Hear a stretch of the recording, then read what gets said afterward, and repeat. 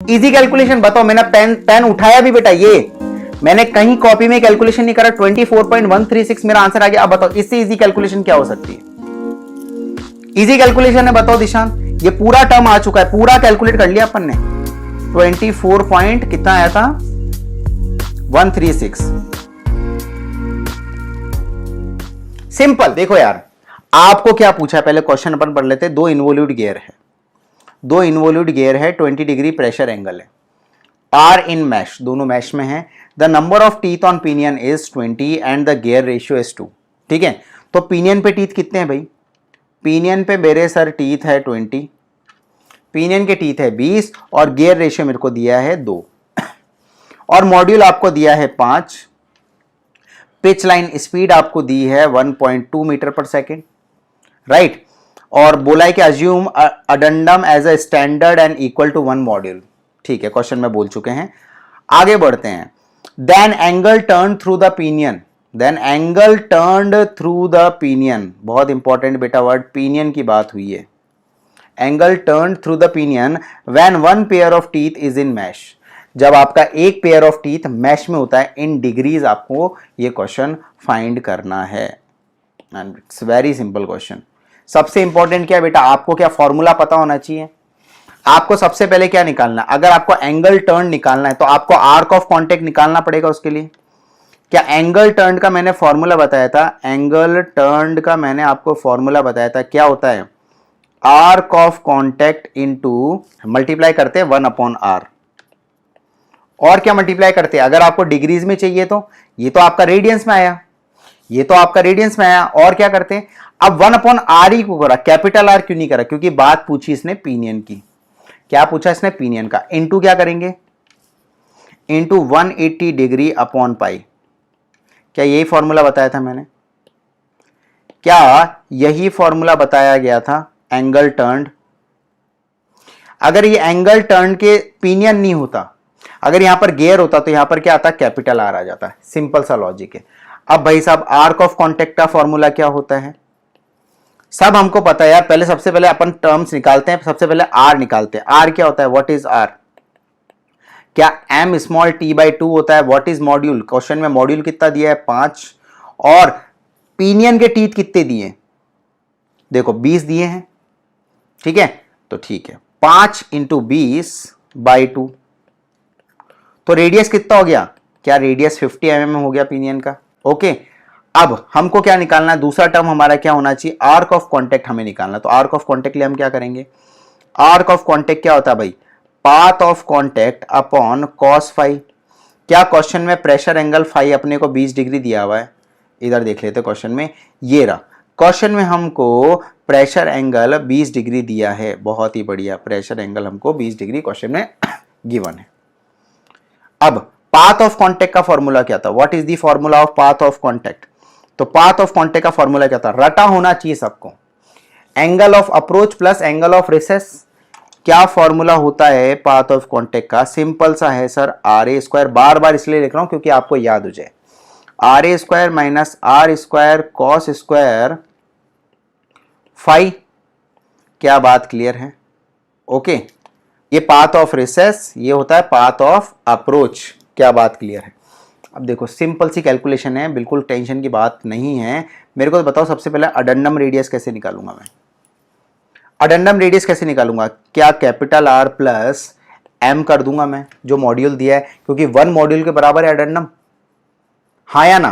Capital R कितना है? M capital T by 2 plus M. यहां से जब मैं इसको कर दूंगा सॉल्व, तो एम को बाहर निकाल दो। एम मॉड्यूल कितना दिया है क्वेश्चन में?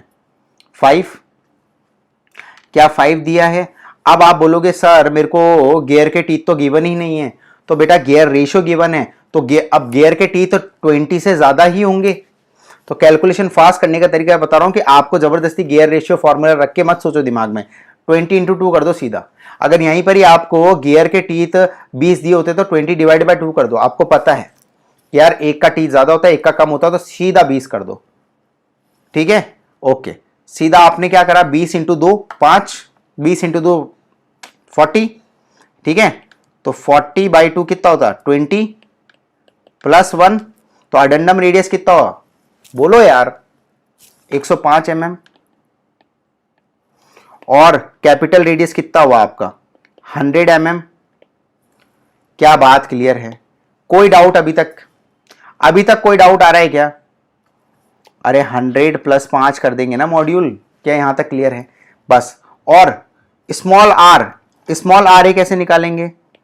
Small R plus M. Small are कितना दिया है 50 + 5 विच इज 55 mm। सिंपल सा। अब कैलकुलेशन कैसे करनी बेटा? ये फॉर्मूला सीधा रख दो, सीधा ऑनलाइन कैलकुलेटर उठाओ। देखो ऑनलाइन कैलकुलेटर में क्या क्या करना है आपको, RA² कर दो माइनस R² cos² फाई कर दो, फिर उसका अंडर रूट ले लो माइनस कर दो, सीधा सीधा रखेंगे बेटा। जो जो टर्म है उसकी तरह से लिखें। पहले क्या करते हैं, RA² करूंगा माइनस क्या करूंगा, सुनो कैलकुलेटर में, ऑनलाइन कैलकुलेटर में पहले RA² कर दूंगा माइनस R cos⁵ में ब्रैकेट लगाऊंगा, पूरा कैलकुलेट करूंगा, फिर स्क्वायर लगा दूंगा, फिर उसका कर दूंगा मैं अंडर रूट, फिर वहां पर माइनस कर दूंगा R sin⁵। कैपिटल R मुझे पता है 100 और कैपिटल RA मुझे पता है 105, तो ये वैल्यू आपको याद ही हो जाती है। और फाई आपका 20। अब देखो कैलकुलेशन कैसे होती है, इधर देखिए ये रहा। अब कैपिटल RA क्या है आपका 105 का स्क्वायर कर दिया, माइनस ब्रैकेट लगाओ, क्या 100 इंटू 20 cos⁵, क्या 100 इंटू 20 cos⁵, फिर ब्रैकेट क्लोज कर दिया। अब मैंने इसका स्क्वायर कर दिया, ये मेरे को टर्म मिल चुका है, ये रहा मेरा अंडर रूट। ये 46.84 किसका आंसर आया मेरा? इसका आंसर है। सब मैं ऑनलाइन कैलकुलेटर में करूंगा। Yes, minus R sin⁵, R कितना है 100 इंटू 20 साइन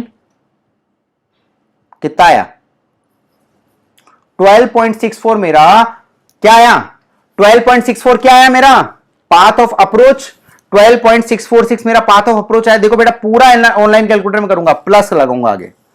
अब वो छोटा जो स्मॉल आर वाले पाथ ऑफ रिसेस करूंगा, देखो आपके सामने कैलकुलेट करूंगा। ठीक है, ऐसा करो, इसको ऐसा करो, अभी इसको ना सेव कर दो, एमएस कर दो, इसको एमएस कर दो, 12.646 को एमएस कर दो, 12.646 को एमएस कर दो। देखो कैलकुलेशन कैसे करना, एमएस कर दिया, आपको याद है, हटाओ इसको। अब स्मॉल आर कितना था 55 और स्मॉल आर कितना था 50, फिर से 55 का स्क्वायर। हां बेटा रूट लिया है मैंने, रूट लिया है। 55 का स्क्वायर माइनस ब्रैकेट क्लोज करो 50 into 20 cos bracket close square. क्या बात क्लियर है? ये इक्वल टू लगाया, अब इसमें लगाया under root minus small are कितना है 50 इंटू 20 sin⁵, साइन लगा दिया, ये लो खत्म। 11.489 मेरा पाथ ऑफ रिसेस आया, 11.489 मेरा पाथ ऑफ रिसेस आया। कुछ मत करो, इसके साथ ऐड कर दो, एमआर कर दो, एमआर कर दिया, ये पाथ ऑफ अप्रोच, ये पाथ ऑफ रिसेस, दोनों को ऐड कर दिया। 24.136 मेरा पाथ ऑफ कांटेक्ट आया। इजी कैलकुलेशन बताओ, मैंने पेन उठाया भी बेटा, ये मैंने कहीं कॉपी में कैलकुलेशन नहीं करा, 24.136 मेरा आंसर आ गया। अब बताओ इससे इजी कैलकुलेशन क्या हो सकती है? इजी कैलकुलेशन है, बताओ दिशांत। ये पूरा टर्म आ चुका है, पूरा कैलकुलेट कर लिया अपन ने। 24 पॉइंट कितना आया था 136। सिंपल।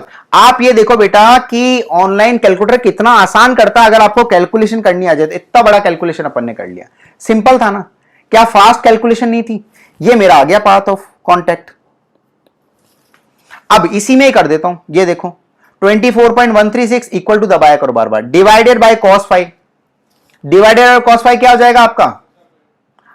अरे डिवाइड बाय cos⁵ क्या हो जाएगा? क्या आपका divided by cos⁵ arc of contact हो जाएगा अपॉन 20 cos। हाँ, फॉर्मूला लिखने की बेटा, लिखने की जरूरत आपको बिल्कुल भी नहीं है। बिल्कुल सही बात है, फॉर्मूला आपको नहीं लिखना, क्योंकि फॉर्मूला मैं लिख रहा हूं, आपको तो याद है फॉर्मूला, आपको कैलकुलेशन करने की जरूरत नहीं। ये लो डिवाइड बाय cos 20, ये आ गया। ये क्या है आपका 25.685, ये क्या है आपका आर्क ऑफ कांटेक्ट। कुछ नहीं करना बेटा, लिखना ही नहीं है। ये लो, ये आपका आर्क ऑफ कांटेक्ट आ गया। यहां भी मत लिखो, यहां भी मत लिखो, 25.685 ये आपका आर्क ऑफ कांटेक्ट आ गया। मैंने कोई कैलकुलेशन नहीं लिखी। अब आपको क्या करना, arc of contact divided by small r कर दो। स्मॉल आर हमको पता है 50 है, लो स्मॉल आर कर दो, divided by 50 into 180 divided by pi, 29.43 degree मेरा आंसर हो चुका है। खत्म। मैं कह रहा हूं कैलकुलेशन कितनी आसान है। क्या आंसर आ चुका है? क्या आंसर आ चुका है? 29.43 डिग्री। अब आप लोग मुझे ये क्लेम कर रहे थे कि सर ये वाला क्वेश्चन बड़ा है। क्या किसी भी एंगल से क्वेश्चन आपको बड़ा लगा? क्या किसी भी एंगल से क्वेश्चन आपको बड़ा लगा? तो that's how you can calculate the questions यार। इस तरीके से कैलकुलेट किया करो। ऑनलाइन कैलकुलेटर का मजा उठाओ। ऑनलाइन कैलकुलेटर आपकी कैलकुलेशन डिफिकल्ट नहीं कर रहा है। ये कैलकुलेटर आपकी कैलकुलेशन डिफिकल्ट नहीं करता बेटा। ये कैलकुलेटर आपकी कैलकुलेशन आसान करता है, आपका टाइम सेव करता है। ये गलतफहमी हटा दो पहले आप। बस इस कैलकुलेशन में, इस कैलकुलेटर में आपको प्रैक्टिस की जरूरत है। आप प्रैक्टिस करो ना। आप एक एक टर्म ढंग से रखो ना, सब कैलकुलेट हो गया। इवन मैंने आपको समझाया इसलिए टाइम लगा। मैं क्या कहता हूं, ये सब चीज आपके दिमाग में है। आपको कॉपी में कुछ लिखने की जरूरत नहीं है। सिर्फ इतना लिखना पड़ेगा आपको, ये टर्म्स जो जैसे R50 mm लिख दिया, ये टर्म्स वैसे इतने टर्म, RA55 ये 4 टर्म भी लिखोगे। इसके अलावा कुछ भी लिखने की जरूरत नहीं है आपको। Got it? और आपको अपने माउस से प्रैक्टिस होनी चाहिए। माउस का कर्सर ले जाके उधर क्लिक करना है, ऐसे क्लिक करना है, उसकी आपको थोड़ी सी प्रैक्टिस होनी चाहिए। चलिए आगे बढ़ते हैं। जो नया बच्चा है, ठीक है, वो आराम से देख सकता है कोर्सेज के बारे में, पॉज करके आराम से देख सकता है। ये सारे फीचर्स हैं और ये कोर्सेज है आपको जो ऐप पे मिल जाएंगे। क्लियर? ओके। ये सब्जेक्ट है, 1 सब्जेक्ट रिकॉर्डिंग आपको मिल जाता है। जितने आवर्स में खत्म हो उतनी प्राइस में। ये भी हमारे इंजीनियरिंग हॉटस्पॉट के ऐप पे आपको मिलेगा। तो आराम से आप इस चीज को पॉज करके पढ़ सकते हैं। ये 1 सब्जेक्ट रिकॉर्डिंग में आपको ये वाले फीचर्स सारे मिल जाएंगे, सारे फीचर्स। ओके, क्लियर है? मेंबरशिप लेने का तरीका है या तो ज्वाइन बटन पे क्लिक करो या फिर हमारा ऐप डाउनलोड करो। ठीक है, ज्वाइन बटन से भी मेंबरशिप ले सकते हो। यहां पर आपको इंस्टेंट रिकॉर्डिंग मिलती है। ऐप पे आप मेंबरशिप लेते हो तो आपको 30 डेज का साइकिल मिलता है। ओके, चलिए। ओके, लेक्चर अच्छा लगा तो लाइक कीजिए, शेयर कीजिए और सब्सक्राइब कीजिए। ऐसे ही लेक्चर आते रहेंगे आपको। चलिए, बाय बाय।